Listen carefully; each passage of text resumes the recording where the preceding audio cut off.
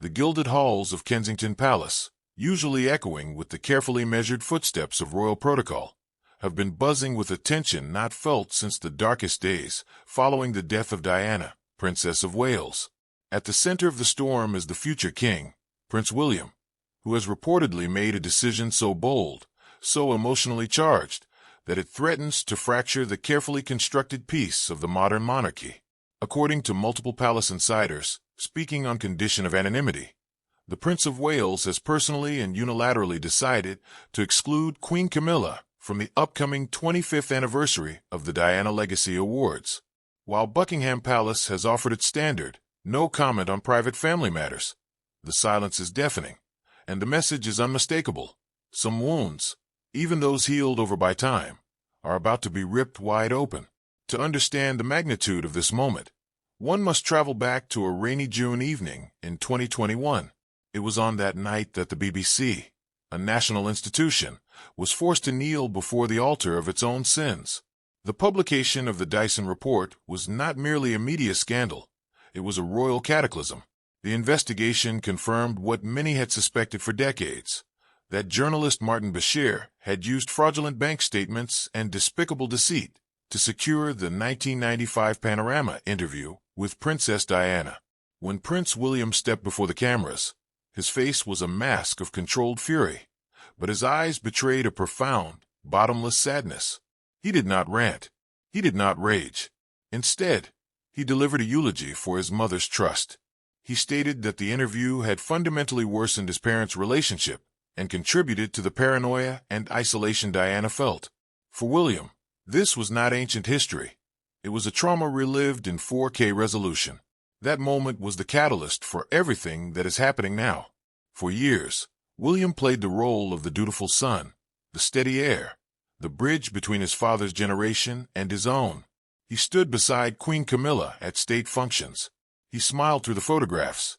He adhered to the late Queen Elizabeth II's wish for unity. But the Dyson Report changed the chemistry of the royal family permanently.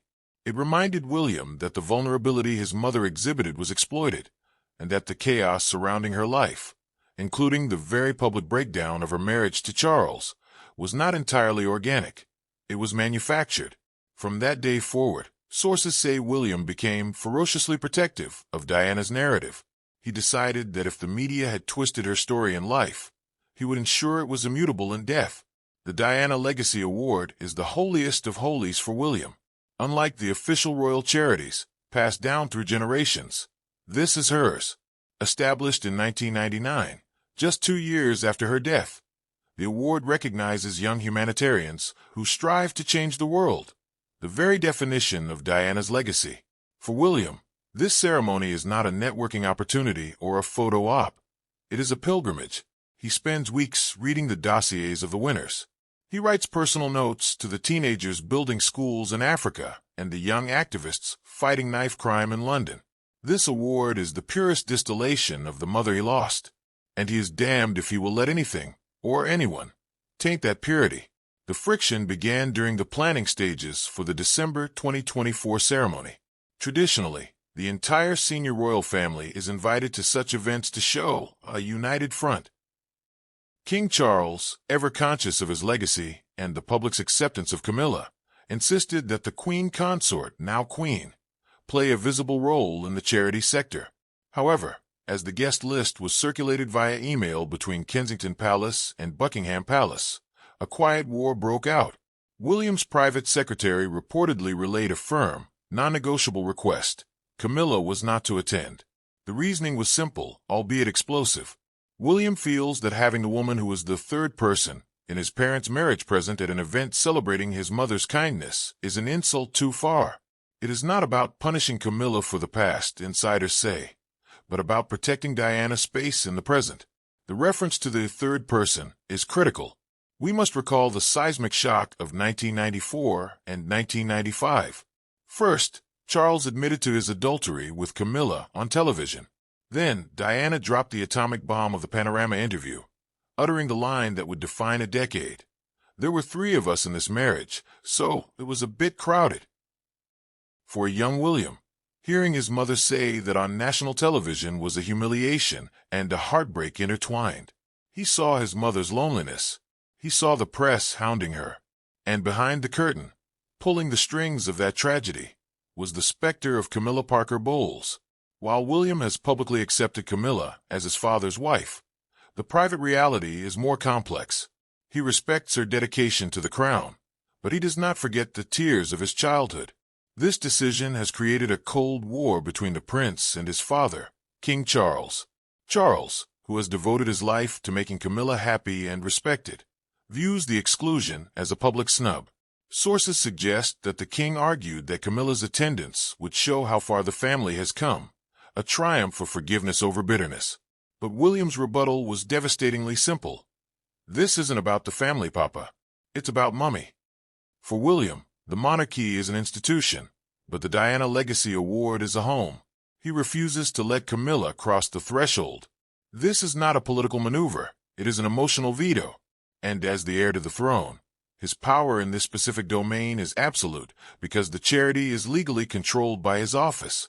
The reaction from Queen Camilla is reportedly one of chilled resignation. Those close to her say she is surprised by the ferocity of William's stance. Given the years of peaceful coexistence, she had planned to quietly attend, sit in the back, and applaud the children. However, Camilla is also a pragmatist. She knows the math of a monarchy.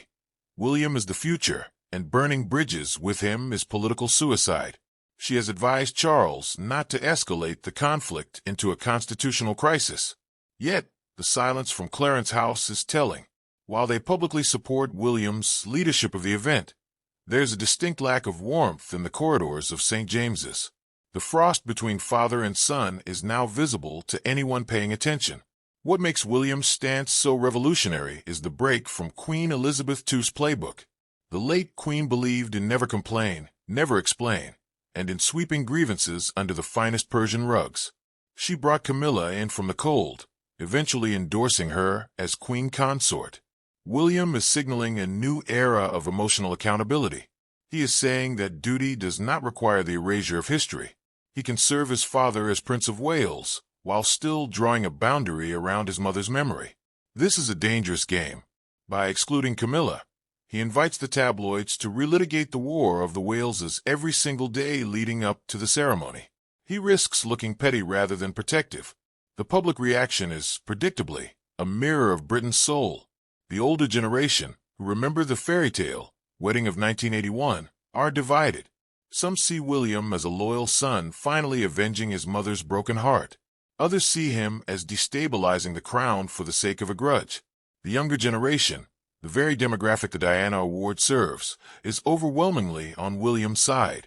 To Gen Z, Camilla represents an archaic system of courtly love that destroyed a young woman's mental health. They see William's action not as a snub, but as setting a boundary. Social media has erupted with the hashtag Diana's Legacy, with users praising William for choosing authenticity over optics. Let us examine the irony of the situation. The BBC's deceitful interview was meant to give Diana a voice, but it ended up being the weapon that destroyed her peace of mind. Now, the fallout from that interview's exposure is giving William the moral authority to act. He is using the very pain caused by the media to justify a restructuring of royal hierarchy. He argues that if the Panorama interview had been conducted honestly, his parents might have divorced quietly, and the vitriol toward Camilla might have subsided. But because it was done with lies, it cemented the narrative of poor Diana versus the wicked Camilla in the public consciousness forever. William is not punishing Camilla for the affair. He is punishing the court of public opinion that the BBC created by refusing to play the game. The logistics of the ceremony will be awkward. King Charles will likely still attend, sitting in the front row, clapping for the winners. But he will do so alone. There will be a conspicuous empty seat where Camilla would have sat. Photographers will zoom in on Charles's face as William speaks passionately about his mother. The body language experts will have a field day. It is a masterclass in passive power. William doesn't have to scream or shout. He simply controls the invitation list. In the world of royalty, where access is everything, the denial of an invitation is a nuclear option. It says, "You are not worthy of being in this room." Furthermore, this move redefines William's relationship with his brother, Prince Harry. For years, Harry has been the one labeled as the difficult son, the one who blasted the family over racism and neglect. Now, William has taken a page from Harry's playbook but executed it with surgical precision. Harry screamed from California. William whispered from Kensington Palace. Yet the result is the same, a direct challenge to Camilla's integration. One has to wonder if this is William's way of throwing a bone to the estranged Sussexes without actually calling them. By fighting this battle, William validates Harry's claim that the institution is often cold to those perceived as outsiders. Though William would argue he is simply protecting an angel, not attacking a wicked witch. As we look toward the ceremony date, the palace spin machine is working overtime. Leaks are being deployed to test public opinion. One story suggests Camilla is graciously stepping aside to avoid distraction. Another suggests she has a prior commitment to a cancer charity. Nobody believes these for a second. The truth is raw and bleeding. The Prince of Wales has kicked his stepmother out of his mother's house party. It is a declaration that some historical sins cannot be washed away by time or titles. Camilla may be queen, but in the hall where Diana's light shines brightest, she is persona non grata. This script is an original analysis based on the historical facts of the Dyson Report, 2021, the known history of the Wales marriage, and the established protocols of the British monarchy. The specific narrative of William's internal decision-making and the reported tensions are constructed from logical deduction based on royal reporting patterns and the psychological realities of the individuals involved. The core truth remains: Prince William views the Diana Legacy Award as sacred ground, and he is prepared to risk a constitutional rift to keep it that way. In doing so, he has drawn a line in the sand that separates the old monarchy of endurance from the new monarchy of emotional consequence. Whether that line heals or divides remains to be seen. But one thing is certain: Diana's son is now fighting her battles, 30 years late, but with a ferocity that would make her proud.